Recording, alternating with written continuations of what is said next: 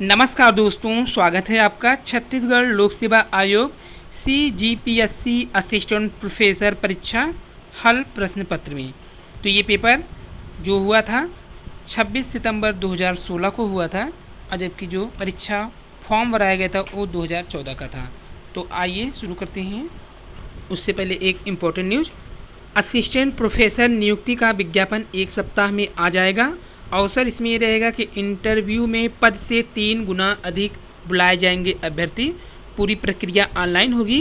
राजभवन की ओर से नई नियुक्ति नियमावली में संशोधन के बाद विश्वविद्यालय व कॉलेजों में असिस्टेंट प्रोफेसर की नियुक्ति प्रक्रिया शुरू करने की कवायद तेज हो गई है। बिहार राज्य विद्यालय सेवा आयोग ने इसकी प्रक्रिया पर मंथन भी शुरू कर दिया है। तो बिहार राज्य विश्वविद्यालय सेवा आयोग ने इसकी प्रक्रिया पर मंथन शुरू कर दिया है। इधर रिक्तियों के लिए फाइनल रोस्टर 1-2 दिन में जारी हो जाएगा। सितंबर के प्रथम सप्ताह में राज्य सरकार रिक्तियां विश्वविद्यालय सेवा आयोग को भेज सकती है। तो इसमें 4,500 से अधिक असिस्टेंट प्रोफेसर नियुक्त होंगे जो पद हैं, और 7 सप्ताह के अंदर रिजल्ट जारी करने का लक्ष्य भी रखा गया है। वैकेंसी मिलने के तुरंत बाद विज्ञापन जारी किया जाएगा। समूची प्रक्रिया ऑनलाइन होगी। सैद्धांतिक रूप से आयोग एक पद के लिए 3 गुना अधिक अभ्यर्थी बुलाना चाहेगा। हालांकि यह अभ्यर्थियों की संख्या पर निर्भर करेगा। तो छत्तीसगढ़ असिस्टेंट प्रोफेसर का जो परीक्षा प्रारूप है इसमें 150 क्वेश्चन आते हैं, जिसमें से 50 क्वेश्चन समान अध्ययन के होते हैं, जो कि छत्तीसगढ़ विशेष भी शामिल रहता है इसमें। और आपके 100 क्वेश्चन होंगे ज्योग्राफी यानी कि सब्जेक्ट से। तो मान लीजिए अगर आपका ज्योग्राफी सब्जेक्ट से है तो इसमें 100, मान लीजिए आप इतिहास से हैं तो आपका इतिहास से 100 क्वेश्चन आएंगे आपके सब्जेक्ट से, प्लस आपका समान अध्ययन 50 सभी के लिए रहेगा। भाग 1 सामान्य अध्ययन। क्वेश्चन नंबर 1 है, 1930 के रुद्रनव गांव के आंदोलन के प्रथम टोली के नेता कौन थे? 1930 के रुद्रीन व गांव आंदोलन के प्रथम टोली के नेता कौन थे? तो इसका राइट ऑप्शन क्या हो जाएगा यहाँ पे? बाबू छोटे लाल श्रीवास्तव, यानी पहले का ऑप्शन राइट हो जाएगा यहाँ पे D. Question number 2, Gandhi ji ने 1933 में छत्तीसगढ़ की द्वितीय यात्रा किस माह में प्रारंभ की थी? तो दूसरे का राइट ऑप्शन हो जाएगा सी, यानी कि नवंबर में किया था। क्वेश्चन नंबर 3, 1938 में खेरागढ़ में कौन से दल का गठन हुआ था? इसका ऑप्शन डी, सेवा दल का गठन हुआ था। बिलासपुर में वानर सेना के निर्माता कौन थे? चौथा का राइट ऑप्शन बी, वासुदेव देव रस जी थे। क्वेश्चन नंबर 5, भारत की संविधान सभा के लिए जुलाई 1946 में छत्तीसगढ़ खालसा से निम्नलिखित नेता चुने गए थे। तो इसमें पंडित रविशंकर शुक्ल सही है। उसके बाद आपका दूसरा घनश्याम सिंह गुप्त, ये भी सही ऑप्शन है।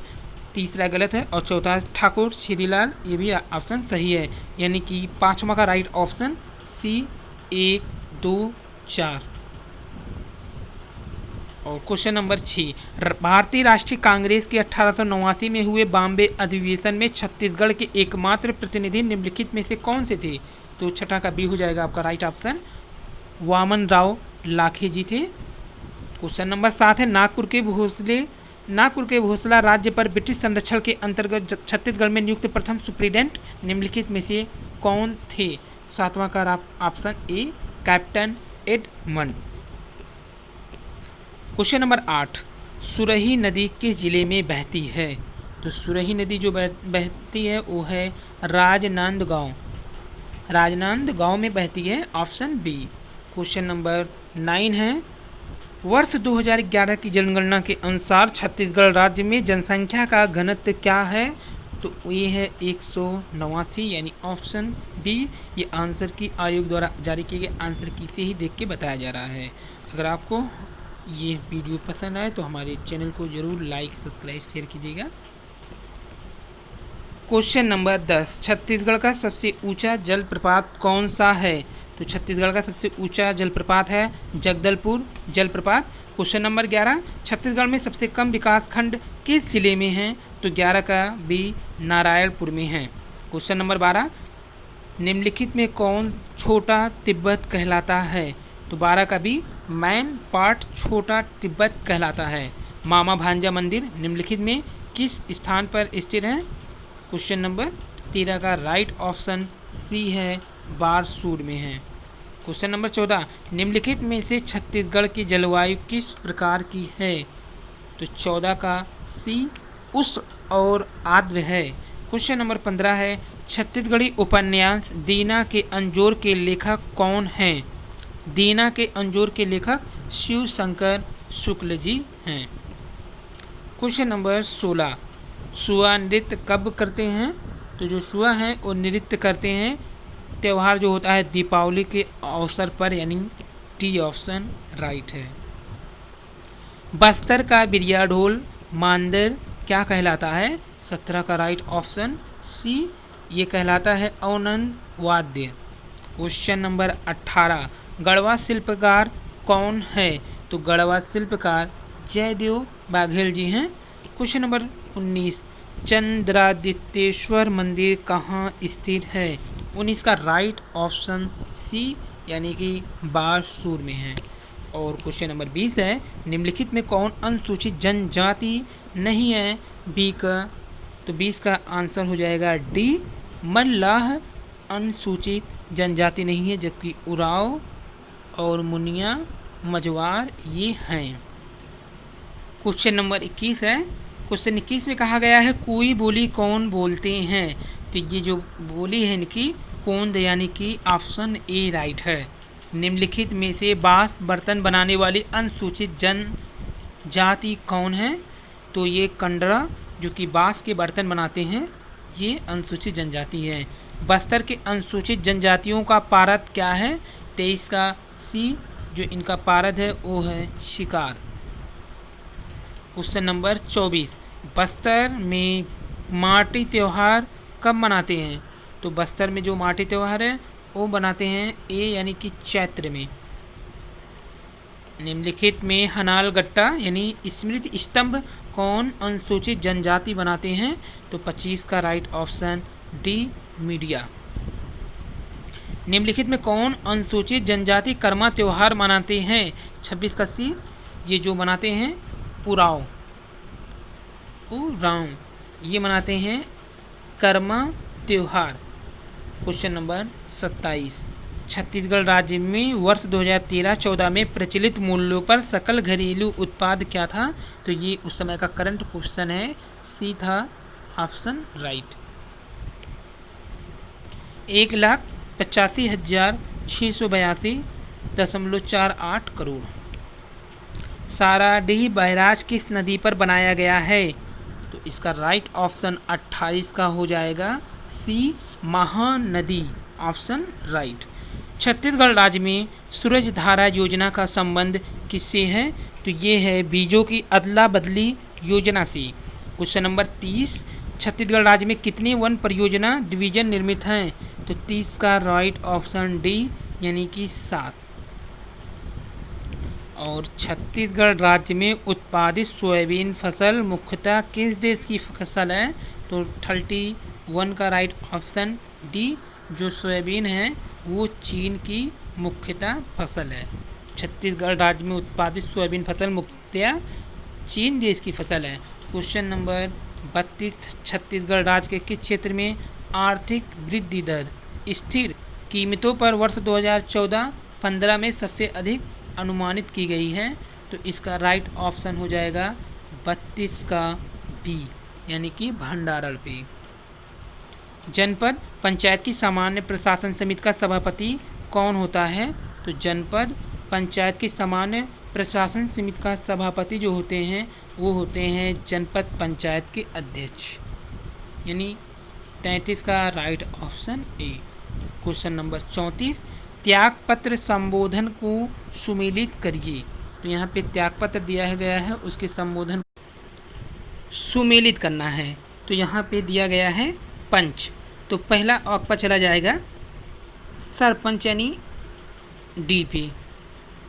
उसके बाद आपका दूसरा है जनपद जिला पंचायत सदस्य, ये चला जाएगा अध्यक्ष पे, यानी कि दूसरा का सी। तीसरा है सरपंच, सरपंच चला जाएगा उप संचालक पंचायत, यानी कि ऑप्शन ए पे।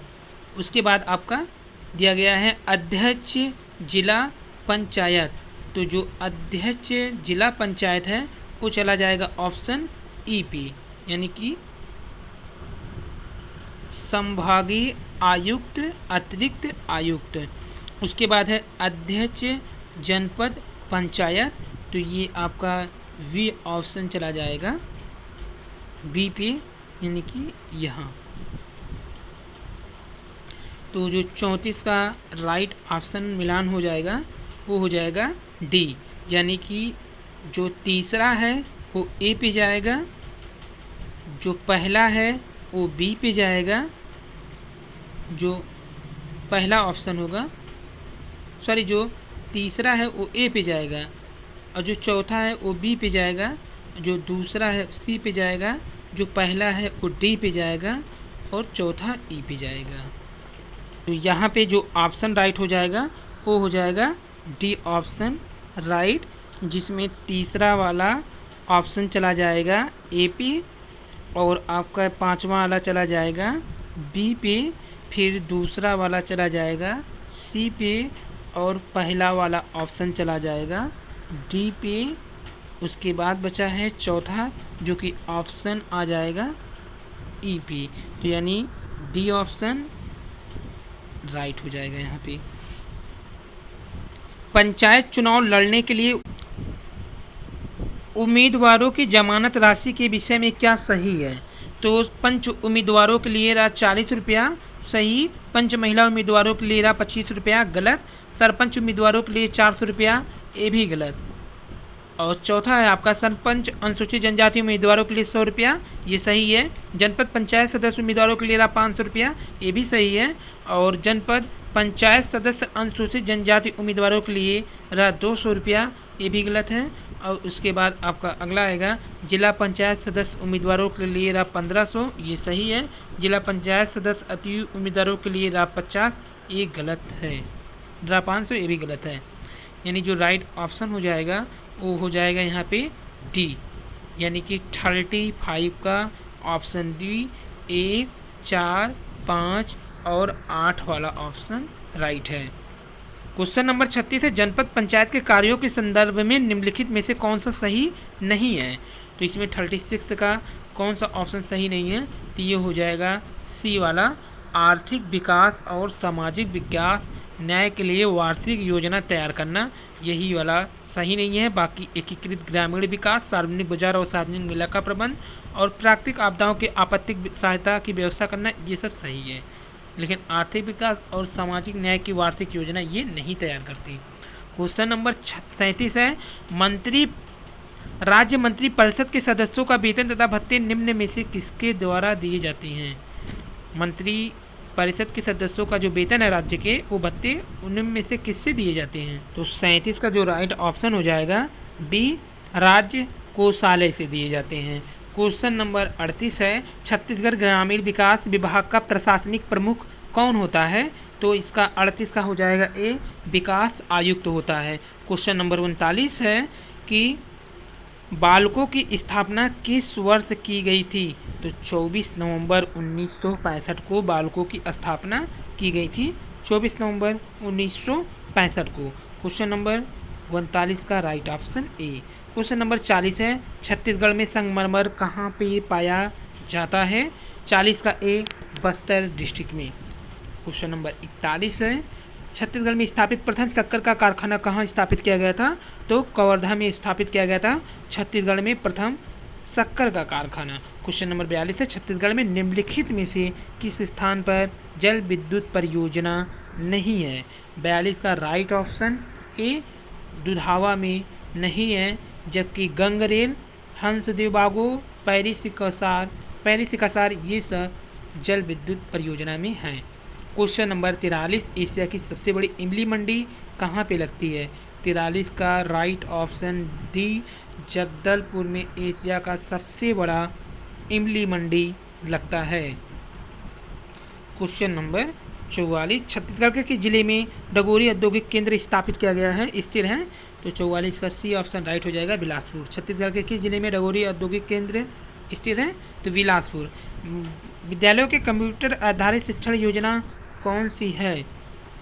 विद्यालयों के लिए कंप्यूटर आधारित शिक्षण योजना कौन सी है? तो ICT है।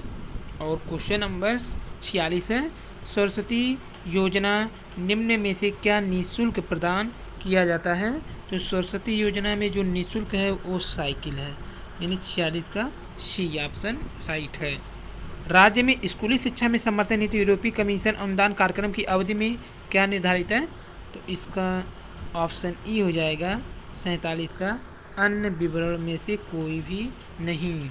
क्वेश्चन नंबर 48 है, पद्मश्री पुरस्कृत कलाकार ममता चंद्राकार किस संस्थान में कार्यरत हैं? तो पद्मश्री पुरस्कृत ममता चंद्राकार आकाशवाणी में हैं। तो ममता चंद्राकार आकाशवाणी की जो कार्यरत वहाँ पे हैं वाचिका हैं। क्वेश्चन नंबर 49 है, छत्तीसगढ़ में अर्बन मिशन का आरंभ किस जिले से हुआ है? रुर्बन लिखा है यहाँ पे, तो ये है 49 का राइट ऑप्शन बी, राजनांदगांव से हुआ है। छत्तीसगढ़ राज्य में नेत्रदान पखवाड़ा प्रतिवर्ष कब आयोजित किया जाता है? 50 का ए है, 25 अगस्त से 8 सितंबर नेत्रदान पखवाड़ा के रूप में मनाते हैं। 25 अगस्त से शुरू होगा और 8 सितंबर तक चलेगा, जो कि इस समय चल रहा है। 25 से शुरू हुआ है और आज 1 सितंबर है, अभी आज है 2020, यानी ये चलेगा 8 सितंबर तक। अब भाग 2 भूगोल ज्योग्राफी का क्वेश्चन नंबर 1, लेकिन क्रम के अनुसार 51। पृथ्वी के उद्गम के बारे में गैसों की ठंडी निहारिका कोल्ड नेबुला की प्रकल्पना इनमें से किनके द्वारा की गई है? तो पृथ्वी के उद्गम के बारे में गैसों की ठंडी निहारिका यानी कोल्ड नेबुला की प्रकल्पना इमैनुअल कांट महोदय के द्वारा किया गया है। सोल्फा तारा इनमें से किसका एक प्रकार है? 52 का ए का मुखी का प्रकार है। क्वेश्चन नंबर 53, निम्न में कौन सा प्राथमिक चट्टान की श्रेणी के अंतर्गत आता है? तो 53 का राइट ऑप्शन हो जाएगा डी, असितास में, यानी बेसाल्ट जिसको बोलते हैं, इसी को हिंदी में बोलते हैं असितास में। 53 का डी, निम्न में कौन सा प्राथमिक चट्टान की श्रेणी के अंतर्गत आएगा? क्वेश्चन नंबर 54, निम्न में किसके परिणाम स्वरूप प्रस्तर जालकों का निर्माण होता है? तो ये है पवन अपर्दन द्वारा प्रस्तर जालकों का निर्माण होता है। 54 का बी, समानता कैल्शियम कार्बोनेट की चट्टानों का अपर्दन निम्न में से किसके द्वारा होता है? 55 का ऑप्शन डी, यानी भूजल के द्वारा। निम्न में कौन सा एक सही है मिलान है? तो इसमें जो सही मिलान है वो कौन सा है? ऑप्शन नंबर 56 का डी, यानी पहले जलगर्तिका, फिर नदी स्थलाकृति, तब अपर्दन। 56 का ऑप्शन डी राइट। 57 नंबर का क्वेश्चन है, हिम सुमार्जित यानी रोस मोंटनी निम्न में से किसमें पाई जाती है? तो ये पाई जाती है ऑप्शन सी, हिम नदी स्थलाकृति में, रोस मोंटनी। स्ट्रेटो ज्वालामुखी नारकोंडम के किस देश में स्थित है? 58 का ए, स्ट्रेटो ज्वालामुखी नारकोंडम भारत में है, जो कि अंडमान में है। क्वेश्चन नंबर 59, अपर्दन के डिवीजन, तो डेविड महोदय का चक्र का अंतिम चरण कौन सा है? 59 का सी, पेनी प्लेन। निम्न में दुर्बलता मंडल कहाँ स्थित है? दुर्बलता मंडल जो है ऊपरी प्रवार के ठीक ऊपर होता है, यानी 60 का डी, दुर्बलता मंडल जिसे बोलते हैं एस्टेनोस्फीयर। क्वेश्चन नंबर 61, 26 जनवरी 2001 में भारत के किस राज्य को एक बड़ा भूकंप आया था? तो यहाँ आया था गुजरात में, जो कि 61 का राइट ऑप्शन सी है। क्वेश्चन नंबर 62, के तट के अंदिश जिन स्थलाकृतियों का अध्ययन किया गया है उनमें कास्ट स्थलाकृति सर्वप्रथम थी। 62 का ए, एड्रियाटिक तट के अनुदिश जिन स्थलाकृतियों का अध्ययन किया गया उनमें कास्ट स्थलाकृति सर्वप्रथम थी, एड्रियाटिक। क्वेश्चन नंबर 63, वायुमंडल में आयतन की दृष्टि से कम अनुपात किसका होता है? तो 63 का ए, वायुमंडल में आयतन की दृष्टि से कम अनुपात जो है नियान का है, ये वाला ऑप्शन राइट। निम्न में कौन सा ट्रेस गैस वायुमंडल में नहीं पाई जाती है? क्वेश्चन नंबर 64 का बी, ऑक्सीजन ट्रेस गैस वायुमंडल में नहीं पाई जाती है। निम्न में कौन सी ट्रेस गैस वायुमंडल में नहीं पाई जाती है? तो ऑक्सीजन। क्वेश्चन नंबर 65, निम्न में किस शहर में संवहनी वर्षा होती है? 65 कर दी, जकार्ता में होती है। क्वेश्चन नंबर 66, वह वायुमंडलीय परत जो जैवमंडल का एक भाग है उसे कहा जाता है? 66 का ऑप्शन बी, क्षोभ मंडल। वह वायुमंडल पर जो जैवमंडल का एक भाग उसे कहा जाता है क्षोभ मंडल। और क्वेश्चन नंबर 67 है, स्थानीय पवन सिमुम निम्नलिखित में से किस राज्य में चलता है? तो ईरान में चलता है, जो हवा है वो उसे बोलते हैं सिमुम। और क्वेश्चन नंबर 68 है, निम्न में कौन सा उष्णकटिबंधीय चक्रवातों से प्रभावित नहीं होता है? तो option A, Afghanistan. Question number 69, जब ठंडी हवा की दो घटाओं के बीच में गर्म हवा फंस जाती है तो इससे क्या होता है? तो इससे जो होता है उसे अधिवृष्ट वाताग्र कहते हैं। जब ठंडी हवा की दो घटाओं के बीच गर्म हवा फंसी होती है तो इसी को बोलते हैं अधिवृष्ट वाताग्र। क्षोभ मंडल की मोटाई के सबसे अधिक होगी? क्वेश्चन नंबर 17 का बी, क्षोभ मंडल की मोटाई जो सबसे अधिक होगी कोलंबो में होगी। और क्वेश्चन नंबर 71 है, मिलान करना है इसमें, तो ऑप्शन इसमें कौन सा राइट हो जाएगा? 71 का ए, जिसमें एक का जाएगा 2 पे। ए, कोपेन प्रकार की जलवायु मालदीव में पाई जाएगी। जो दूसरा है बी, कोपेन जलवायु सऊदी में पाई जाएगी। तीसरा जो है सी, जलवायु पुर्तगाल में पाई जाएगी। और चौथे का 3 है डी, जलवायु जापान में पाई जाएगी। ये जलवायु है कोपेन के अनुसार। तो 20 अंश सेल्सियस सेंटीग्रेड पर उसी वायु राशि के लगभग अपेक्षित आर्द्रता क्या होगी जिसकी निरपेक्ष आर्द्रता 10 ग्राम प्रति मीटर क्यूब है? जब 20 अंश सेल्सियस पर 1 घन मीटर वायु अधिकतम 17.3 ग्राम जल का धारण कर पाती है। तो 72 का राइट ऑप्शन क्या हो जाएगा यहाँ पे?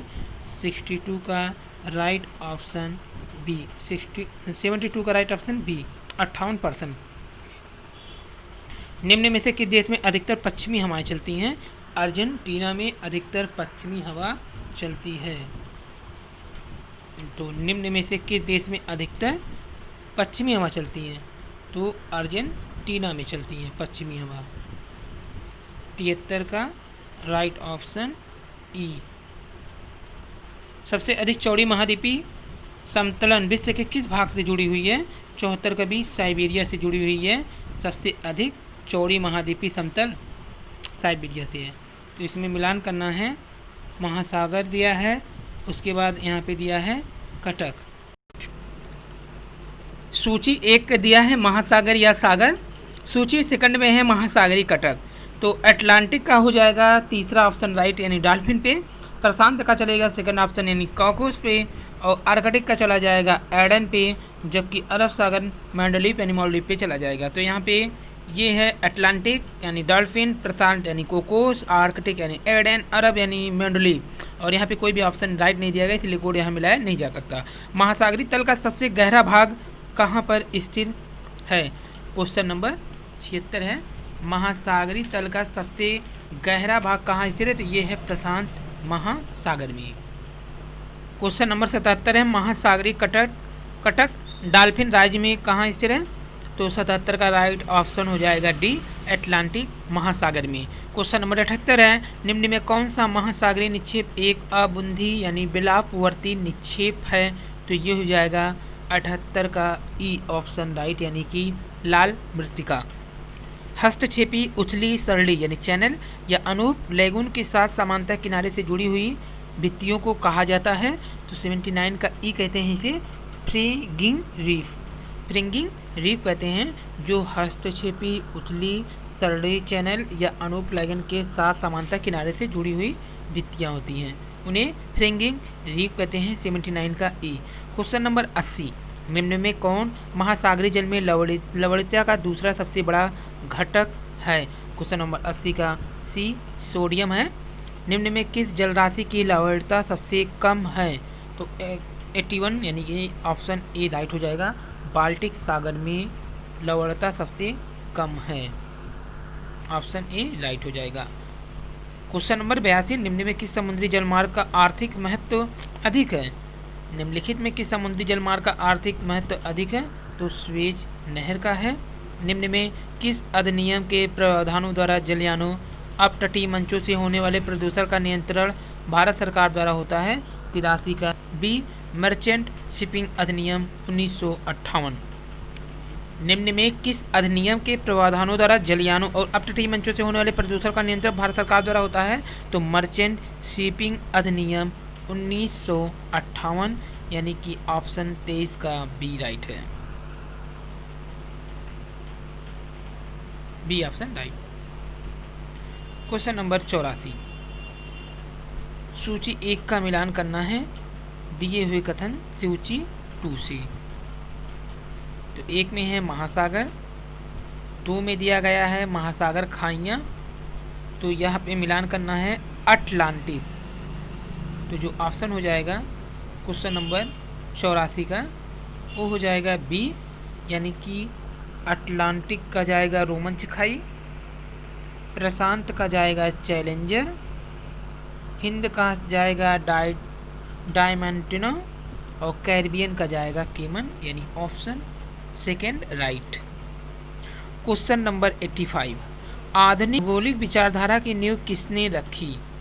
तो 85 का राइट ऑप्शन हो जाएगा ए, यानी कि जो विचारधारा है आधुनिक भौगोलिक विचारधारा वो हम्बोल्ट और रिटर महोदय ने रखा है।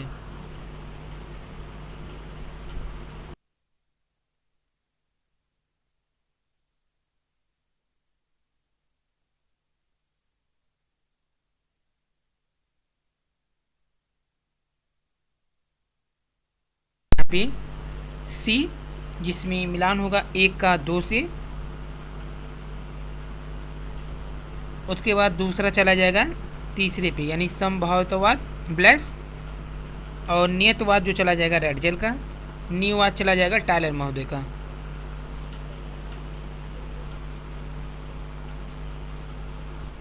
तो 86 का राइट ऑप्शन सी। अगला है क्वेश्चन नंबर 87, गणितीय भूगोल के संस्थापक किन्हें माना जाता है? तो गणितीय भूगोल के जो संस्थापक हैं वो थेल्स और एनाक्सिमाखस माना जाता है। रुको और जाओ नियतवाद की अभिगृहित की अवधारणा किसने दी है? क्वेश्चन नंबर 88 का सी ग्रिफिथ टेलर ने दिया है। और निम्न में कौन पर्यावरण नियतवाद का समर्थक नहीं है? निम्नलिखित में कौन नियतवाद पर्यावरण का समर्थक नहीं है? तो 89 का हो जाएगा बी, यानी कार्ल सावर नहीं थी। रुको जाओ नियतवाद की अभिगृहित अभिधारणा ग्रिफिथ टेलर ने दिया है, यहाँ पर टाइलर दे दिया है, गलत लिखा है टाइपिंग में, ग्रिफिथ टेलर। क्वेश्चन नंबर 90 है, भूगोल में विशेष और सामान्य शाखाएं दोनों हैं, इसे पहचानने में हेटनर ने किससे सहमत हुए थे? तो भूगोल में जो है विशेष और सामान्य शाखाएं दोनों हैं, इसे पहचानने में हेटनर किससे सहमत हुए थे? तो ये हो जाएगा डी ऑप्शन, यानी कि वैरानियस से। वैरानियस से हम हेटनर सहमत थे। क्वेश्चन नंबर 91, प्राचीन काल में भौगोलिक विचारधाराओं के क्रम में विकास में व्यापक योगदान देने वाले निम्नलिखित ग्रीक निवासियों का सही कालक्रम में व्यवस्थित करना है। तो इसका जो राइट क्रम हो जाएगा, इसमें आ जाएंगे पहले एनाक्सिमेंडर, फिर अरस्तु, एरेटोस्थेनीज और तब टालमी, यानी सी ऑप्शन यहाँ पे राइट हो जाएगा। एनाक्सिमेंडर, अरस्तु, एरेटोस्थेनीज और Ptolemy, C option right. Question number 92 है, निम्न में किसके प्रयास से भूगोल का आधुनिक काल आरंभ हुआ? तो 92 का राइट ऑप्शन हो जाएगा डी, यानी कि हम्बोल्ट के द्वारा।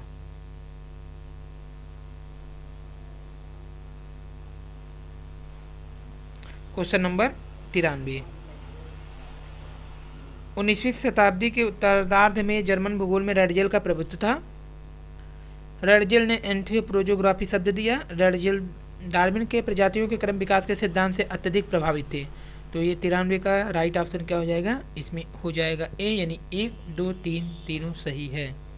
ये 19वीं शताब्दी के सदी के उत्तरार्ध में जर्मन भूगोल में रेडजल का प्रभुत्व सही। रेडजल ने एंथियोप्रोजोग्राफी शब्द का प्रयोग किया था और दिया था सही। रेडजल डार्विन के प्रजातियों के क्रम विकास और सिद्धांत से अत्यधिक प्रभावित से सही है। 1 2 3 तीनों सही है। 93 का क्वेश्चन नंबर 94 प्राचीन काल के योगदान और भौगोलिक अध्ययन का मुख्य विषय, यानी सूची 1 का मिलान सूची 2 से करना है। हेरोडोटस ने क्या किया है? भूगोल को इतिहास की भांति मानना चाहिए। फिर ऑप्शन 2 का 1 पे जाएगा टालमी मानचित्र बनाने की कला। अलबरूनी गणित भौतिकी एवं क्षेत्रीय भूगोल, तो यहाँ पे ऑप्शन 1 राइट।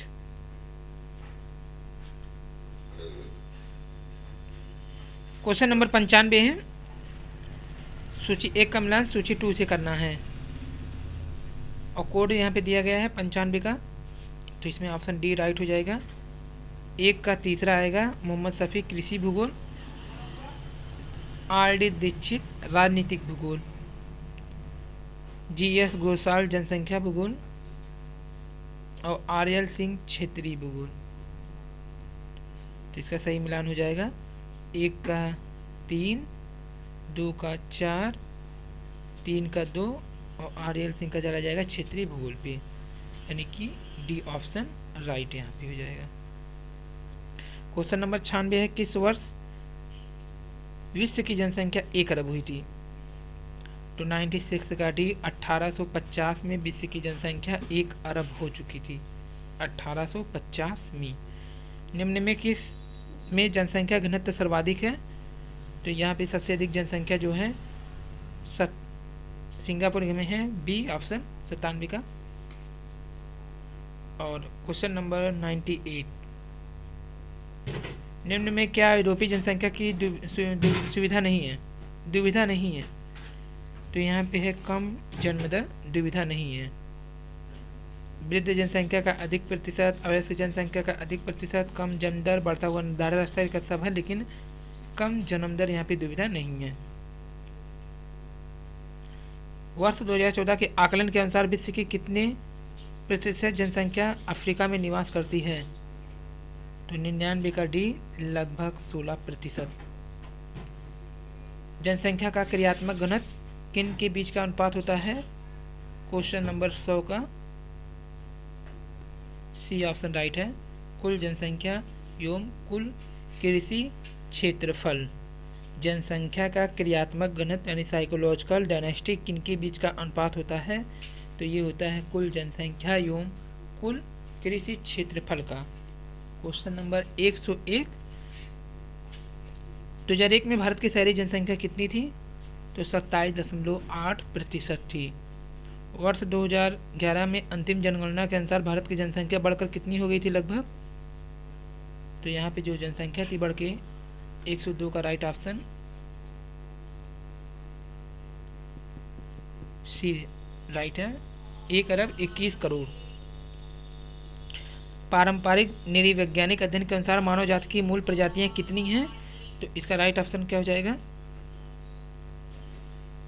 ई वाला 7। पारंपरिक नृवैज्ञानिक अध्ययन के अनुसार मानव जाति की मूल प्रजातियां 7 हैं। क्वेश्चन नंबर 104, सूची 1 का मिलान सूची 2 से करना है। मानव प्रजाति दिया गया है और अधिकांश व्यक्ति यहाँ से हैं, इसका राइट ऑप्शन हो जाएगा ई, यानी मंगोल दक्षिण कोरिया में, काकीसाइड जर्मनी में, ऑस्ट्रेलाइड श्रीलंका और निग्रोलाइड जो है इथोपिया में। क्वेश्चन नंबर 104 का ई, आर किस मूल प्रजाति से संबंधित है? तो सी, आर किस मूल प्रजाति से संबंधित है, यहाँ पे टाइपिंग ही गलत है। तो मानव प्रजातियां हैं और व्यक्तियों की विशेषताएं हैं। मंगोल जो हो जाएगा, जो ब्लड ग्रुप है वो बी जो होता है ए से अधिक होता है। काकीसाइड जो होते हैं हल्के से गहरे कत्थई बाल वाले होते हैं, जबकि जो निग्रोइड होते हैं कत्थई से काली कत्थई या पीली कत्थई त्वचा होती है। तो इस हिसाब से इसका राइट ऑप्शन जाएगा डी, यानी 106 का डी ऑप्शन राइट है।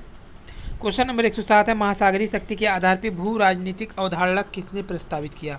तो यहाँ पे ए ऑप्शन राइट हो जाएगा, एटी महान ने किया। क्वेश्चन नंबर 108, शक्ति के आधार पर भू राजनीति की अवधारणा किसने प्रस्तावित किया? मैकांडर महोदय ने किया है, ऑप्शन सी। विश्व युद्धों के लिए किसे जिम्मेदार माना जाता है? तो यहाँ पे विश्व युद्धों के लिए कार्ल हाउसहोपर को जिम्मेदार माना जाता है। वहीं सूची 1 का मिलान सूची सेकंड से करना है, तो इसमें हो जाएगा महन। 110 का 1 का ए पे जाएगा पहले, उसके बाद मैकांडर, दूसरे का भूशक्ति यूरोप व रूस, स्पाइकमैन, तो तीसरा हो जाएगा स्पाइकमैन का यानी कि शक्ति भारत, चीन व जापान। वहीं गुलियो डुहा जो है वायु शक्ति के लिए हैं। तो आयोग के आंसर के अनुसार 110 का सही ऑप्शन सी है। पहले का पहला, दूसरे का तीसरा, तीसरे का चौथा और चौथे का दूसरा। क्वेश्चन नंबर 111, मैकमोहन रेखा का सीमांकन किस वर्ष हुआ था? तो मैकमोहन रेखा का सीमांकन 1915 में हुआ था। क्वेश्चन नंबर 111 का सी। तो 111 का जो है सी होगा, यहाँ गलत दिया है, 1914 में हुआ था, ये गलत है। तो मैकमोहन रेखा का सीमांकन 1914 में हुआ था। क्वेश्चन नंबर 112, बाल्टिस्तान का प्रादेशिक विवाद निम्न में किसके बीच में है? तो 112 का सी, ये गिलगिट और बाल्टिस्तान का जो प्रादेशिक है, ये विवाद है भारत और पाकिस्तान के बीच।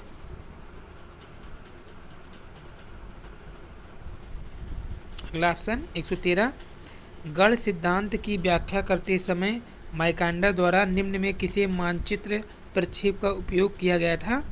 113 का सी, बहुशंकु प्रक्षेप का किया गया था। क्वेश्चन नंबर 114, तो जहां 113 का राइट ऑप्शन सी होगा, बहुशंकु प्रक्षेप का प्रयोग किया गया था मैकांडर के द्वारा मानचित्र प्रक्षेप का प्रयोग करते समय। वहीं पोलर जियोपॉलिटिक्स पुस्तक के रचयिता कौन है? तो रिचर्ड पावेल हैं पोलर जियोपॉलिटिक्स पुस्तक के रचयिता। Geography and politics in a world of divided के रचयिता कौन है? 115 का राइट ऑप्शन हो जाएगा डी, यानी कि सोल बर्नार्ड कोहेन है। सोल बर्नार्ड कोहेन जो है geography and politics in a world divided के रचयिता हैं। Geography and politics in a world के रचयिता हैं। सूची 1 का मिलान सूची 2 से करना है, तो इसका राइट ऑप्शन क्या हो जाएगा? 117 में बी हो जाएगा। 116 का जो है राइट ऑप्शन यहाँ पे हो जाएगा ए, सॉरी। तो यहाँ पे मिलान जो करना है 16 का, शेवरेस्की एनपी, तो पहला ऑप्शन चला जाएगा तीसरे पे वायु शक्ति के। 116 का ए ऑप्शन में पहला का 1 का तीसरा, दूसरे का चौथा रेड जेल एफ राजनीतिक भूगोल का जनक, फिर आ जाएगा तीसरे का दूसरा स्पाइकमैन परिधि भूमि सिद्धांत। वहीं 80 महान चले जाएंगे समुद्र शक्ति। तो सेवरेस्की एनपी ये चले जाएंगे किस पे? वायु शक्ति। रेड जेल राजनीतिक भूगोल का जनक, स्पाइकमैन परिधि भूमि सिद्धांत, 80 महान समुद्र शक्ति। Electoral geography of India with special reference to 6 and 7 Lok Sabha election के रचयिता कौन है? Electoral geography of India with special reference to 6 and 7 Lok Sabha elections के रचयिता हैं 117 का राइट ऑप्शन बी, एस के दीक्षित। निम्न में कौन सा राज्य मक्का पट्टी का भाग नहीं है? तो इसका जो राइट ऑप्शन हो जाएगा बी, मिसिसिपी नहीं है, जबकि आयोवा, मिनीसोटा, मिसौरी और इलिनॉइस है। क्वेश्चन नंबर 119, गन्ना उत्पादन में ब्राज़ील और चीन का स्थान है। गन्ना उत्पादन में ब्राज़ील, भारत और चीन का स्थान कौन सा है? तो 119 का एक क्रमशः पहला, दूसरा व तीसरा है। ब्राज़ील पहला, भारत दूसरा, चीन तीसरा। सूची 1 का मिलान सूची 2 से करना है, तो यहाँ पे ऑप्शन राइट जो होगा वो हो जाएगा तीसरा। यहाँ पे जो राइट ऑप्शन हो जाएगा ई वाला हो जाएगा, यानी कि पहले का तीसरा। कोयला गोल्डन ईगल माइन से उत्पादन होता है। और उसके बाद दूसरे का पहला पेट्रोलियम कैन। वहीं जल विद्युत का जो उत्पादन होता है चिरकी से।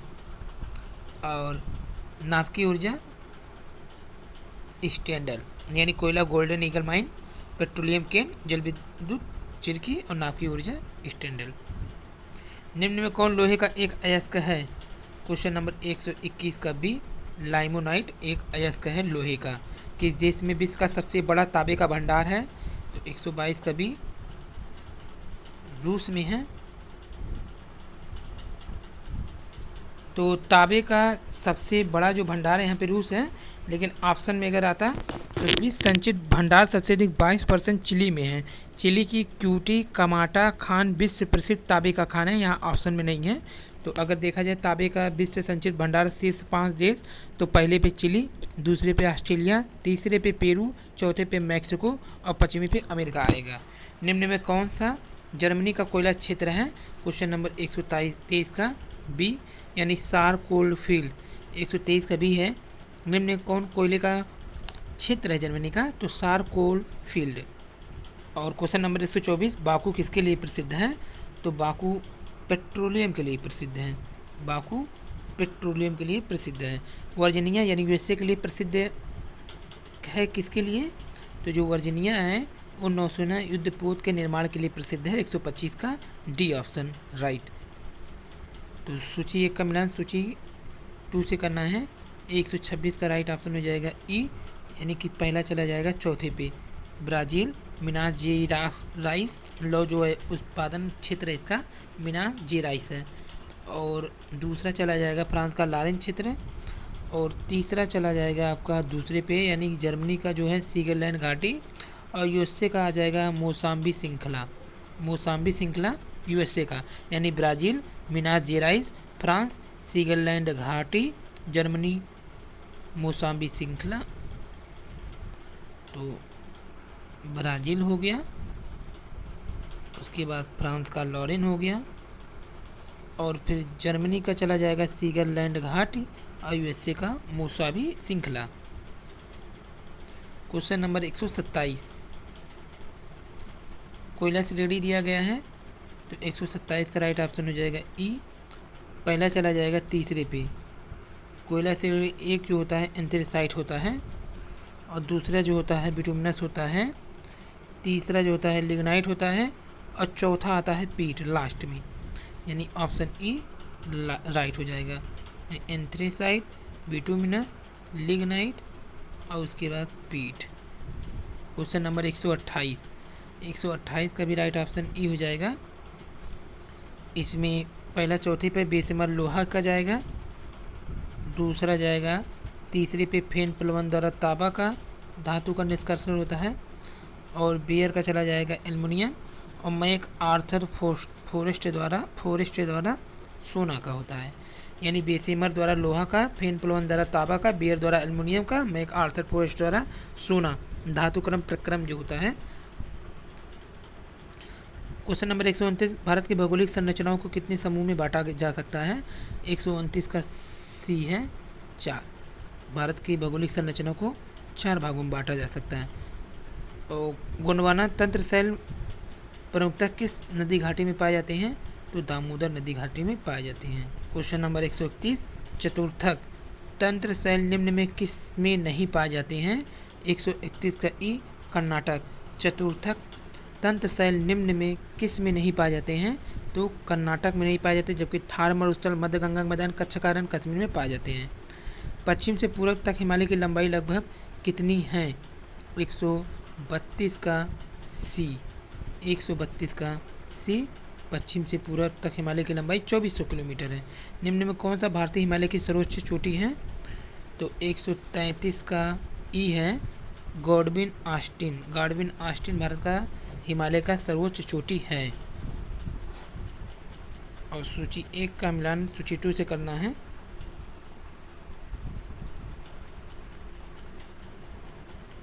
तो 134 का राइट ऑप्शन ए है, जिसमें राजस्थान चला जाएगा स्वीकृत आर्थिक जोन, इसमें 24 ठी हैं। और पश्चिम बंगाल का सॉरी, तो यानी पहले का तीसरा पे चला जाएगा पश्चिम बंगाल का। उसके बाद राजस्थान का 11 आर्थिक जोन की है। हरियाणा में एक बार फिर से देख लेते हैं, यहाँ पे पश्चिम बंगाल में 24 हैं, राजस्थान में 11 हैं, हरियाणा में 49 स्वीकृत आर्थिक जोन है और छत्तीसगढ़ में 3 हैं। क्वेश्चन नंबर 135, काली सिंध नदी निम्न में किस नदी की सहायक नदी है? 135 का डी, काली सिंध नदी यमुना की सहायक नदी है। केरल में मानसून के पहुंचने की सामान्य तिथि क्या है? 136 का डी, 1 जून है। क्वेश्चन नंबर 137, भारत में अगस्त में वर्षा की परिवर्तनशीलता समानता कहाँ अधिक होगी? 137 का डी, जोधपुर में। निम्न में भारत में अगस्त में वर्षा की परिवर्तनशीलता जोधपुर में अधिक होगी। क्वेश्चन नंबर 138, हिमालय में एल्पाइन जोन मध्य समुद्र तल से की ऊंचाई पर मिलती है? तो 138 का ई, 3500 से 5000 मीटर। क्वेश्चन नंबर 139, भूदान आंदोलन निम्न में किस पंचवर्षीय योजना के दौरान आरंभ किया गया? 139 का ई, फर्स्ट पंचवर्षीय योजना के दौरान। वन आच्छादन का प्रतिशत की दृष्टि से भारतीय राज्यों में छत्तीसगढ़ का स्थान कौन सा है? तो तीसरा स्थान है छत्तीसगढ़ का। छत्तीसगढ़ की वर्टिसोल कन्हार मृदा गहराई की दृष्टि से मानी जाती है?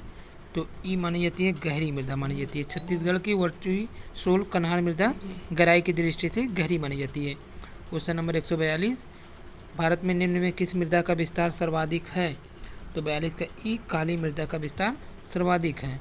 क्वेश्चन नंबर 143, क्वेश्चन नंबर 143 का राइट ऑप्शन ई हो जाएगा, यानी सितंबर, यानी अमृतसर पंजाब 1 सितंबर को, 15 सितंबर यानी कि दिल्ली, और 15 अक्टूबर को रायपुर छत्तीसगढ़ में, 15 नवंबर को बेंगलुरु कर्नाटक में। तो यहाँ पे जो राइट ऑप्शन हो जाएगा ई, ने पहले का दूसरा, दूसरे का तीसरा, तीसरे का चौथा और फिर पहला। तो 1 सितंबर को अमृतसर, 15 सितंबर को दिल्ली, 15 अक्टूबर को रायगढ़ और 15 नवंबर को बेंगलुरु मानसून के वापस होने की तिथि है और क्षेत्र है। क्वेश्चन नंबर 144, मिलान करना है इसमें। 144 का राइट ऑप्शन क्या हो जाएगा? बी। 144 का बी, यानी पहला जाएगा चौथे पे, पहला चला गया, चौथे पे रहेगा। 144 का भी पहला चला जाएगा चौथे पे और दूसरा चला जाएगा तीसरे पे, और तीसरा का चला जाएगा 1 पे और चौथा का चला जाएगा 2 पे।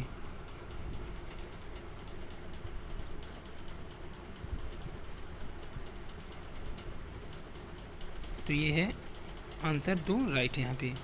तो 144 का बी। 145, भारत की वर्ष 2011 की जनगणना के अभिलेखानुसार भारत में अनुसूचित जनजातियों की लगभग जनसंख्या कितनी है? तो भारत में अनुसूचित जनजाति संख्या 10 करोड़ 4 लाख है। 145 का ए। भारत की वर्ष 2011 की जनगणना के अभिलेखानुसार छत्तीसगढ़ में अनुसूचित जनजातियों की लगभग कितनी जनसंख्या है? 146 का डी, लगभग 80 लाख। क्वेश्चन नंबर 146 का डी। क्वेश्चन नंबर 147, छत्तीसगढ़ कृषि व खाद्य प्रसंस्करण उद्योग नीति 2012 का विस्तार एवं प्रभावी अवधि क्या है? तो 147 का ई, नवंबर 2012 से अक्टूबर 2017 तक, नवंबर 2012 से अक्टूबर 2017 तक। भारत में बहुस्तरीय नियोजन के अंतर्गत पंचायतें किस स्तर पर होती हैं?